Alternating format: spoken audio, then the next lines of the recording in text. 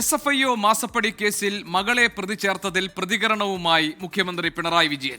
പ്രതി ചേർത്തതിനെ ഗൗരവമായി കാണുന്നില്ല എന്നും കേസ് കോടതിയിലല്ലേ നടക്കട്ടെ എന്നുമായിരുന്നു മുഖ്യമന്ത്രിയുടെ പ്രതികരണം.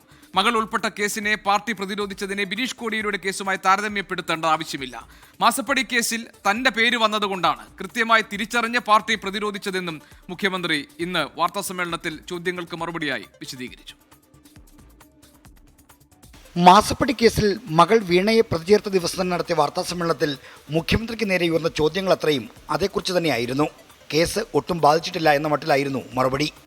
കേസല്ലേ, കോടതിയിലല്ലേ, നടക്കട്ടെ, അതിൻ്റെ ശേഷം കാണാം. നമുക്ക് അത്ര ഗൗരവമായിട്ട് കാണുന്നില്ല.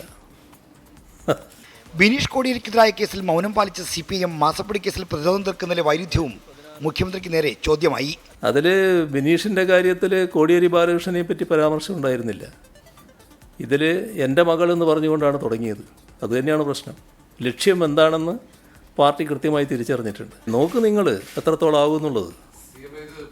എന്നെ അത് ബാധിക്കുന്ന കാര്യമല്ല. നിങ്ങൾക്ക് വേണ്ടത് എൻ്റെ രക്തമാണ്.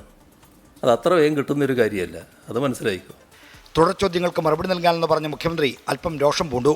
കരിമണൽ കമ്പനിക്ക് നൽകിയ സഹായവും ആദായനികുതി രേഖയിലെ PV എന്ന പേരും ചൂണ്ടിക്കാട്ടിയപ്പോൾ രോഷം ഇരട്ടിച്ചു. അത് അവർക്ക് അതിനകത്ത് പലരെയും പേര് പറഞ്ഞിട്ടുണ്ടല്ലോ. ആ പറഞ്ഞ പേരുകളിൽ ചില വ്യക്തതകളുണ്ട്.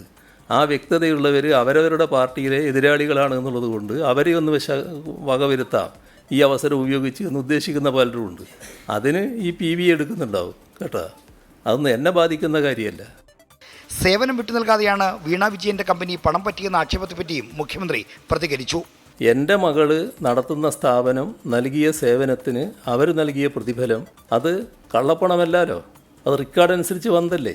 അതിന് കൊടുക്കേണ്ട ഇൻകം ടാക്സ്, അതിന് കൊടുക്കേണ്ട GST, ഇതെല്ലാം കൃത്യമായി കൊടുത്തു കഴിഞ്ഞല്ലേ.